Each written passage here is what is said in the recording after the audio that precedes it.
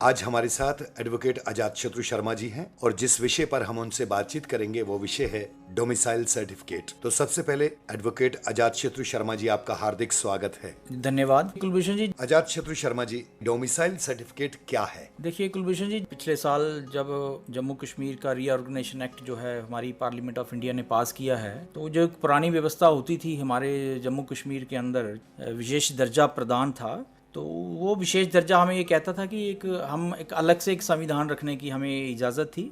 तो उस संविधान के हटने के बाद और रीऑर्गेनाइजेशन एक्ट जो है वो 5 अगस्त और 6 अगस्त को पारित होने के बाद पार्लियामेंट के द्वारा एक व्यवस्था जो थी जम्मू कश्मीर सरकार और हमारी जो केंद्रीय सरकार, जो कि होम मिनिस्ट्री के अंडर अब ये यूटी बना, उसके बाद लद्दाख भी एक यूटी बना, तो ये डायरेक्ट कंट्रोल जो था वो हमारा होम मिनिस्ट्री का था इसमें थ्रू लेफ्टिनेंट गवर्नर। तो उस वक्त काफ़ी लोगों के अंदर शंकाएं थी, वो चाहे विभिन्न रीजन से, वो कहते थे कि किस तरह की स्थितियाँ हमारी बनेंगी। और टाइम टू टाइम बहुत से लोगों ने और इवन हमारी बार एसोसिएशन ने भी इस वक्त 31 अक्टूबर के दिन डिप्टी कमिश्नर साहब से एक मेमोरेंडम हमने प्रेसिडेंट ऑफ इंडिया और होम मिनिस्टर और प्राइम मिनिस्टर को भेजा था। तो उसमें भी हमने एक जिक्र किया था, जो आपका आज का टॉपिक है, इसका नाम डोमिसाइल सर्टिफिकेट है। तो हमने एक उनसे डिमांड की थी कि अब हमारा कॉन्स्टिट्यूशन जेएंड के प्रभावहीन हो गया है और हमारा जो स्टेट सब्जेक्ट उस वक्त का जैसे पीआरसी कहते थे वो भी खत्म हो गया है। तो हम चाहते हैं कि इस तरह की व्यवस्था जो हिमाचल प्रदेश जैसे पर्वतीय राज्य में चल रही है, जम्मू कश्मीर में एक पर्वतीय राज्य था, तो हमारा एक कल्चरल आइडेंटिटी का सवाल है कि हमारी आइडेंटिटी कम से कम प्रोटेक्ट की जाए, उसे एकदम से इरोड ना किया जाए। और डोमिसाइल सर्टिफिकेट की जहां तक बात है, डोमिसाइल सर्टिफिकेट बेसिकली एक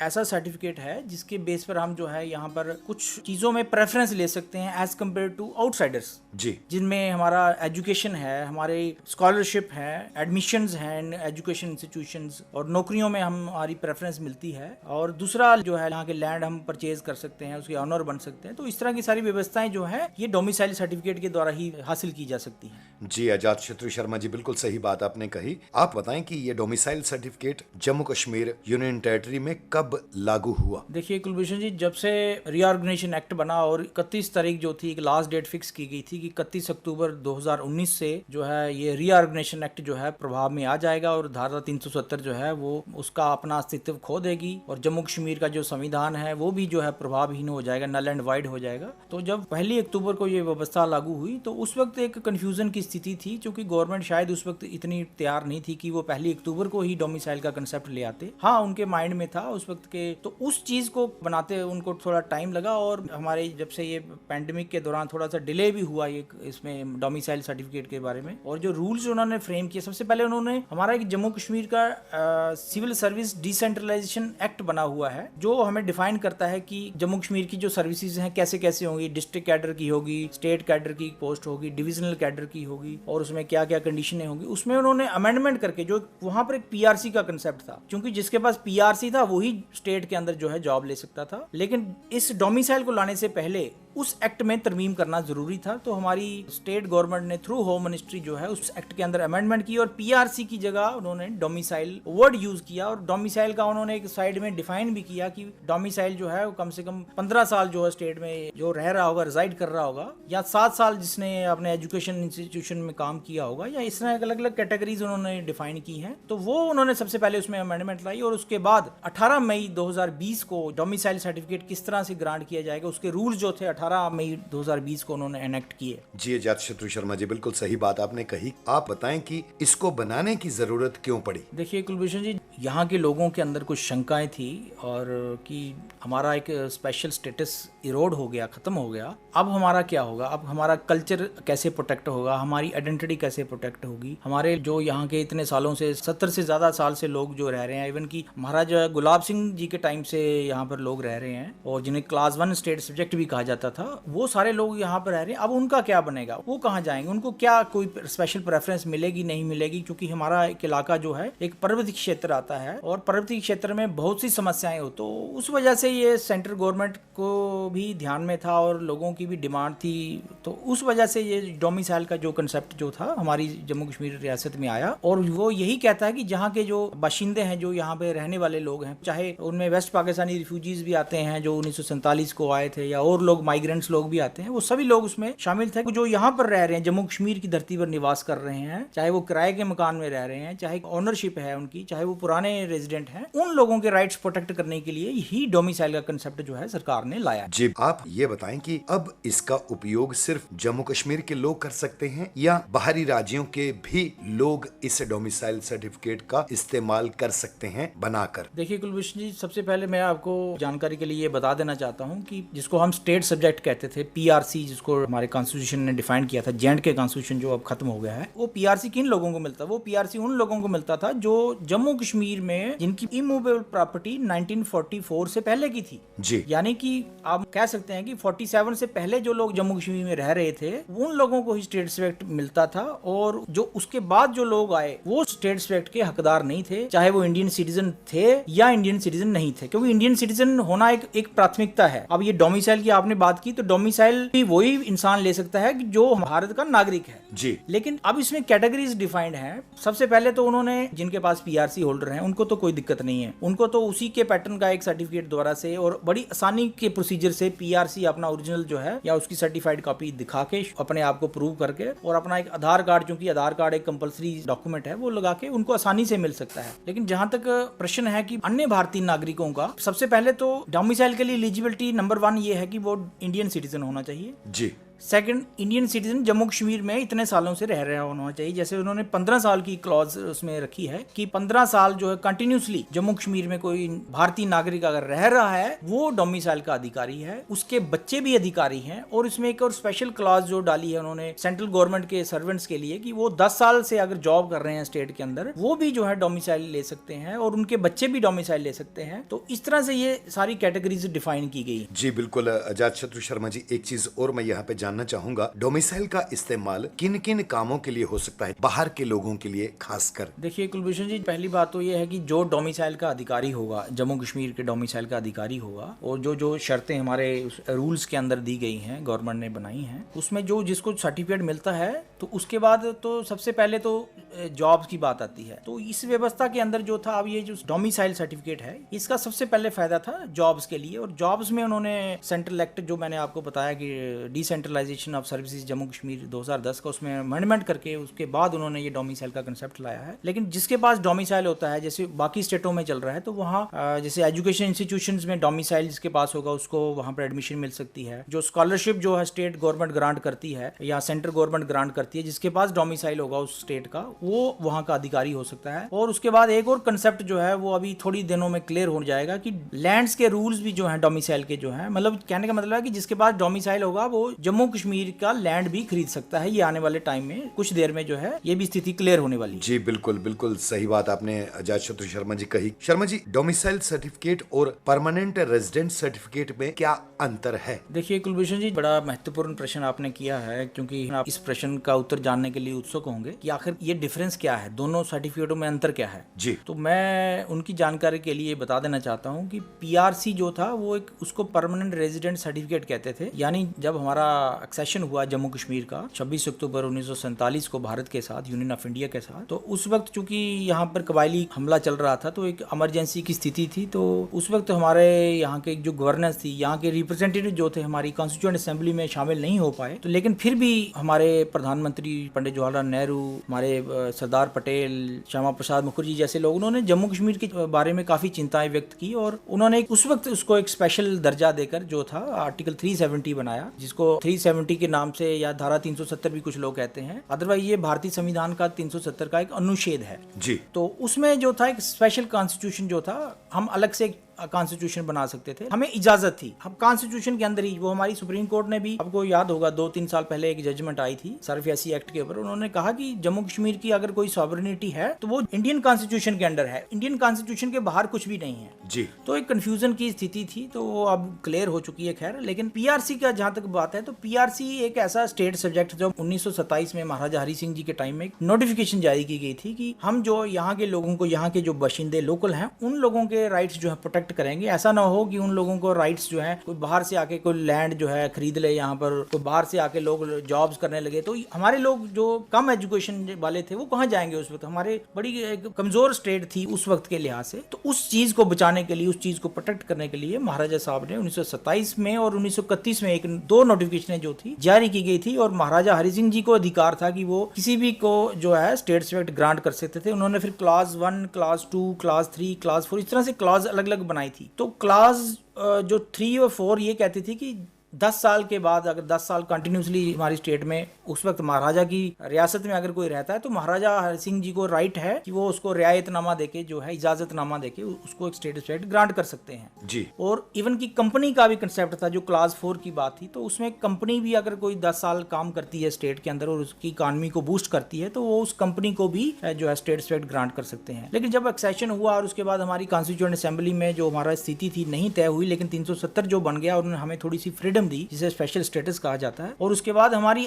अपनी कॉन्स्टिट्यूएंट असेंबली जो थी 1950 में गठित की गई, जिसमें शेख अब्दुल्ला साहब की क़यादत में और सदर रियासत हमारे डॉक्टर करण सिंह जी बनाए गए। और उन्होंने उस कॉन्स्टिट्यूएंट असेंबली में जो है 1957 में जो है हमारा संविधान तैयार कर दिया और 26 जनवरी 1957 को J&K का संविधान भी लागू हो गया, और जो ये कहता था कि Jammu Kashmir is an integral part of India जी। और उसमें हमारे कुछ सेक्शन 6 के अंडर जो था परमानेंट रेजिडेंट्स की डेफिनेशन, क्योंकि स्टेट स्पेक्ट तो किंग के साथ रिलेट करता है जी। तो जब डेमोक्रेसी आ गई तो उसको उन्होंने चेंज करके पीआरसी बना दिया। तो पीआरसी जो था वो ये कहता था कि जो जिसकी प्रॉपर्टी 1944 से पहले की जम्मू कश्मीर में जो बंदा रह रहा है वही पीआरसी का अधिकारी है। उसके बाद के लोगों को पीआरसी रहने का अधिकार नहीं था, क्योंकि वो हमारा जो उस वक्त का संविधान था, J&K कॉन्स्टिट्यूशन था, इस बात पर साइलेंट था कि 47 के बाद जो आने वाले लोग होंगे उनका क्या होगा जी। उसका कोई भी प्रोसीजर नहीं था। इसलिए ये जो वेस्ट पाकिस्तानी रिफ्यूजीज का मसला था या गोरखाओं का मसला था या पहले लेडीज का भी मसला था, 2003 से पहले हमारी जो सुशीला सानी ऑफ J&K में जजमेंट आई थी कि वुमेन जो हमारी बाहर शादी करती थी उसका स्टेट स्पेक्ट भी खत्म हो जाता था, लेकिन हाई कोर्ट ने इसको आर्टिकल 14 की वायलेशन मानकर जो था व्यवस्था जो है चेंज कर दी थी उस वक्त। लेकिन वेस्ट पाकिस्तानी रिफ्यूजियों के लिए, गोरखाओं के लिए या हमारे वाल्मीकि समाज के लोगों के लिए, क्योंकि वाल्मीकि समाज के लोग केवल एक ही जॉब कर सकते थे बिना स्टेट स्पेक्ट, वो था सफाई कर्मचारी वाली, और वो बाकी जॉब लेने के लिए उनको पीआरसी जरूरी। तो ये सारी एनोमलीज थी जो हमारी पिछले जो हमारी गवर्नमेंट ने, सेंट्रल गवर्नमेंट ने जो रीऑर्गेनाइजेशन एक्ट जो था पिछले साल अगस्त में जो पेश किया, ये सारी चीजें उन्होंने इस एक्ट के बाद जो है वो खत्म कर दी हैं। तो वो पीआरसी, और उसमें एक ही अंतर था कि पीआरसी जो 45 से पहले की बात करता था, लेकिन अब ये डोमिसाइल जो है ये अब नए लोगों की भी बात कर सकता है कि अगर 15 साल आज से मान लीजिए 2020 और 2020 के बाद 2035 तक कोई बंदा रिजाइड करता है तो 2035 के बाद वो भी जो है जम्मू कश्मीर के डोमिसाइल लेने का अधिकारी हो जाएगा। जी बिल्कुल अजात शत्रु शर्मा जी, आपने बड़े विस्तार से हर बात को बताया। अब आप ये बताएं कि जिस आदमी के पास पीआरसी है और वो डोमिसाइल सर्टिफिकेट के लिए अप्लाई करना चाहता है, कौन कौन से तरीके हैं, क्या क्या डॉक्यूमेंट्स इसके साथ लगेंगे और कैसे अप्लाई कर सकता है, ऑनलाइन या ऑफलाइन, और जो राज्य में स्थायी जिसके पास सर्टिफिकेट नहीं है यानी पीआरसी नहीं है वो भी कैसे अप्लाई कर सकता है, ये सारी बातें बताएं। देखिए कुलभूषण जी, ये बड़ा महत्वपूर्ण प्रश्न आपने किया। तो इसमें सबसे पहले ये बात आती है कि डोमिसाइल का जो हमारे जो इन्होंने रूल्स बनाए हैं, इशूइंग रूल्स हैं कि किस तरह का प्रोसीजर रहेगा। तो उसमें उन्होंने सबसे पहले बात की है कि जिनके पास पीआरसी है वो सबसे आसानी से जो है अपना डोमिसाइल सर्टिफिकेट हासिल कर सकते हैं, क्योंकि एक पीआरसी जो है वो एक बड़े लेंथी प्रोसीजर के बाद इशू किया गया है और वो गवर्नमेंट का ऑथेंटिक डॉक्यूमेंट है जी। तो वो डॉक्यूमेंट चूंकि J&K कॉन्स्टिट्यूशन जो है नल एंड वाइड हो चुका है, तो उसलिए उसके अंदर जो था, जिस व्यवस्था के अंदर जो हमें पीआरसी मिले हैं, अब वो भी महत्वहीन हो गए हैं। लेकिन उनका महत्व इतना ही है, उनका महत्व जो है दोबारा से पुनः डोमिसाइल के कंसेप्ट में आया है कि उसमें उन्होंने क्लियर कट लिखा है कि जिनके पास जो सेक्शन 3 है जो इनके इशूइंग रूल्स हैं, उसमें उन्होंने लिखा है कि जम्मू कश्मीर में जो भी व्यक्ति जो है 15 साल से रह रहा है वो पहली बात तो वो डोमिसाइल ले सकता है। तो उसमें जो इनके अलग रूल्स बनाए हैं तो उसमें यह है कि जिसके पास स्टेट स्पेक्ट है वो कंपिटेंट अथॉरिटीज में तहसीलदार रखा गया है और इसमें एपेलेट अथॉरिटी डिप्टी कमिश्नर को बनाया गया है। तो वो सिंपल है, अपना एक उसका सेल्फ अटेस्टेड कॉपी लगा के इसमें जो एप्लीकेशन दी गई है डोमिसाइल की, वो एप्लीकेशन फॉर्म भर के और उसके साथ एक फॉर्म बी है वो परफॉर्मा है उसका डोमिसाइल का, वो सारा उसमें भर के और अपना एक आधार कार्ड, चूंकि एक आधार कार्ड आजकल पूरे देश में वैकल्पिक व्यवस्था के तौर पर कंपलसरी किया गया है कि आइडेंटिफिकेशन के लिए, वो उसको लगाएं और उसके बाद जो है अपना जो डोमिसाइल हासिल कर सकते सकता है। इवन डोमिसाइल जो है ऑनलाइन के थ्रू भी जो है अप्लाई किया जा सकता है, जिसमें 15 दिन का टाइम उन्होंने रखा है कि ऑनलाइन जो है आप इसको अप्लाई करिए और पीआरसी की कॉपी जो है डाउनलोड करिए। और वो उसकी एक लिमिट रखी है उन्होंने कि 250 KB की के ज़्यादा फाइल बड़ी नहीं होनी चाहिए, तो वो उस सिस्टम से जो है हम ले सकते हैं। इवन की ऑफलाइन भी जो है हम जाके जो है पीआरसी लगा के एप्लीकेशन भर के फॉर्म भर के डोमिसाइल सर्टिफिकेट हासिल कर सकते हैं। ये वो लोग हैं जिनके पास पीआरसी है। और इसके साथ साथ जो 2 फोटोग्राफ जो है वो भी इसके साथ अनेक्स किए जाएंगे, क्योंकि एक फोटोग्राफ जो है वो डोमिसाइल के जो सर्टिफिकेट हमें मिलेगा उसके ऊपर जो है कंपिटेंट अथॉरिटी के द्वारा टेस्ट किया जाएगा जी। ये प्रोसीजर जो है उन लोगों के लिए जिनके पास ऑलरेडी पीआरसी है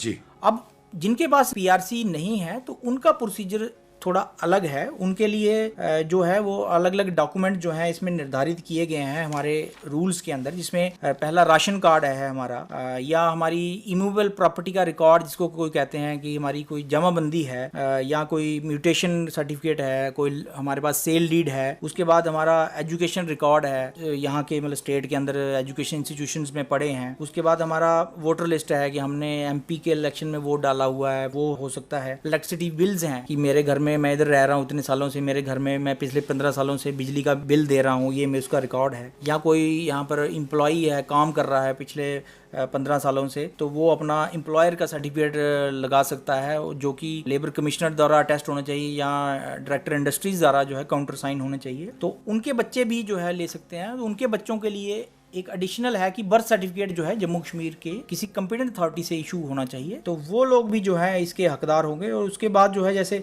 7 साल एजुकेशन इंस्टीट्यूशन की जो कैटेगरी की बात है, तो उसमें जो है वो एक सर्टिफिकेट देंगे हेड ऑफ इंस्टीट्यूशन से जहां पर वो पढ़े हैं, और वो ये शो करता होगा कि ये 7 साल उसमें 10th और 12th इस यहाँ से की है। और वो सर्टिफिकेट है जो काउंटर साइन होना चाहिए हमारे एजुकेशन इंस्टीट्यूशन के हेड के द्वारा और हमारे चीफ एजुकेशन ऑफिसर के द्वारा। इस तरह से माइग्रेंट्स का बात है, तो माइग्रेंट्स की कैटेगरी के लिए उन्होंने ये रखा है कि एक तो उनके पास जो सर्टिफिकेट ऑफ माइग्रेंट होना चाहिए, और या अगर पीआरसी है तो वो भी लगा सकते हैं, और उनके बच्चे हैं तो बर्थ सर्टिफिकेट उनके साथ होना चाहिए। तो उस कैटेगरी में जो है अपीलेट अथॉरिटी, पहले की अपीलेट अथॉरिटी जिनके पास पीआरसी है, उनको अगर 15 दिन के अंदर जो है सर्टिफिकेट नहीं मिलता है या एक्सेप्ट करे, रूल्स में लिखा है कि तहसीलदार को या तो 15 दिन में उसको रिजेक्ट करना है एप्लीकेशन को, या एक्सेप्ट करना है जी। तो अगर वो ना रिजेक्ट करता है ना उसको इशू करता है, तो 15 दिन के बाद जो है डिप्टी कमिश्नर के पास जो है अपील फाइल की जा सकती है जिनके पास पीआरसी है। लेकिन अब जिनकी कैटेगरी माइग्रेंट है, उनकी अगर अपील फाइल करनी होगी, अगर उनको 15 दिन के अंदर सर्टिफिकेट नहीं मिलता है, ना रिजेक्ट होता है ना एक्सेप्ट होता है, तो वो फाइनेंशियल कमिश्नर जो है उस केस में अपीलेट अथॉरिटी है। तो इसी तरह से जो 10 इयर्स जॉब वाले हैं, जो 10 साल से सेंट्रल गवर्नमेंट एम्प्लॉय जो जॉब कर रहे हैं, उनको जीएडी के द्वारा एक सर्टिफिकेट मिलेगा, और अगर उनके बच्चों का है तो एक बर्थ सर्टिफिकेट उनको एडिशनल लगाना पड़ेगा। तो इसी तरह से उनकी जो अपीलेट अथॉरिटी है वो सेक्रेटरी के जो है उनके जीएडी की, उनके पास जो अपील उसकी फाइल करनी पड़ेगी। तो इस तरह के अलग अलग डिफाइन किए गए हैं। और इसमें आप एक और मैं जानकारी के लिए बताना चाहता हूं कि आप कई लोगों के मन में शंका होगी कि हम लोग जो है इसको कोई जाली भी निकाल सकता है, कोई झूठा सर्टिफिकेट लगा सकता है। तो मैं ये बात क्लियर कर देना चाहता हूं आपके माध्यम से कि इस रूल्स के अंदर स्पेसिफिकली लिखा है, क्योंकि इसके साथ एक डिक्लेरेशन फॉर्म एप्लीकेशन के फॉर्म के साथ ही लगता है, वो भर के देना होता है। और वो ये कहता है कि अगर मैं कोई झूठा पेश कर रहा हूं तो मुझे कम से कम इंडियन पेनल कोड के तहत जो है 6 महीने तक कारावास और 3 साल तक की पनिशमेंट का भी प्रावधान है। जी बिल्कुल आजाद शत्रु शर्मा जी, बिल्कुल विस्तार से आपने ये बताया कि डोमिसाइल सर्टिफिकेट कैसे बनता है, चाहे वो पीआरसी होल्डर हो या ना हो। सारी बातें, सारी कंडीशंस आपने हमारे श्रोताओं को बताई। अंत में एक एडवोकेट होने के नाते डोमिसाइल सर्टिफिकेट को मद्देनजर रखते हुए एक संदेश। देखिए, संदेश मेरा साफ है कि ये जो व्यवस्था हमारी नेशनल हित में, राष्ट्र हित में जो है फैसले लिए गए हैं, और चूंकि टाइम हमेशा कानून है, कानून तब्दील होते रहते हैं, कानून कभी भी एक जैसी स्थितियां नहीं रहती। तो उस हिसाब से मैं ये कह रहा हूँ कि हम लोगों को अब थोड़ा ज़्यादा अवेयर होना चाहिए अपने राइट्स के प्रति। अपने जैसे डोमिसाइल का कंसेप्ट है, काफ़ी लोग जो है अभी असमंजस से हैं कि ये डोमिसाइल ले नहीं लें, क्या फ़ायदा होगा नहीं होगा, कन्फ्यूज़न की स्थिति बनी हुई। तो मेरा ये संदेश आपके माध्यम से यही है कि सारे लोग जो हैं वो चाहे वो ऑनलाइन तरीके से अप्लाई करते हैं, अभी थोड़ी सी कोई नया सिस्टम है, नया सिस्टम में थोड़ी बहुत दिक्कतें आती हैं, हम समझते हैं, लेकिन गवर्नमेंट अपने लेवल पर पूरा प्रयास कर रही है कि चाहे ऑनलाइन तरीके से हो चाहे ऑफलाइन तरीके से हो, तो लोगों को अपना जो है डोमिसाइल जो है ये मैं समझता हूँ लेना चाहिए। क्योंकि डोमिसाइल ही जो है आने वाले टाइम में जो है ये एक ऐसा डॉक्यूमेंट होगा जहाँ पर आप सर्विसेज लेने जाएंगे तो डोमिसाइल लेना पड़ेगा, आपको स्कॉलरशिप लेनी है तो डोमिसाइल लेना पड़ेगा, एजुकेशन इंस्टीट्यूशन में जाते हैं तो डोमिसाइल लेना पड़ेगा। इवन की लैंड अगर फ्यूचर में आप परचेज करना चाहते हैं, चाहे आपके पास अपनी लैंड भी है लेकिन आप नहीं परचेज करना, तब भी आपको डोमिसाइल सर्टिफिकेट लगाना जो है भविष्य में जो है कंपलसरी होने वाला है। इसलिए मेरा संदेश यही है कि जो है तरीके से जाएं, डोमिसाइल सर्टिफिकेट जो है हड़बड़ाहट ना करें, प्यार से जाएं, आराम से जाएं, अपने डॉक्यूमेंट पूरे करें, पहले जानकारी हासिल करें। और क्योंकि रूल्स जो है अवेलेबल है, इंटरनेट पर भी आपको रूल्स ये सारे मिल जाएंगे, तो वो डाउनलोड करके उसको पढ़ के उसको अपना तरीके से अप्लाई करके अपनी फाइल बना के, तो मैं समझता हूँ कि अगर ये चीजें करने के बावजूद जो है हम अपने सिस्टम को भी बनाएं, डोमिसाइल सर्टिफिकेट भी हासिल करें। यही संदेश के साथ जो है मैं आज आपका बड़ा बड़ा धन्यवाद करता हूँ। अजात शत्रु शर्मा जी, आपने आज के विषय डोमिसाइल सर्टिफिकेट क्या है, कैसे बनाएं, इस पर अपनी राय रखी, अपने विचार रखे। आपका बहुत बहुत धन्यवाद। धन्यवाद कुलभूषण जी। दोस्तों, मेरे इस YouTube चैनल को सब्सक्राइब करें, लाइक करें और शेयर करें। आप सभी का बहुत बहुत धन्यवाद।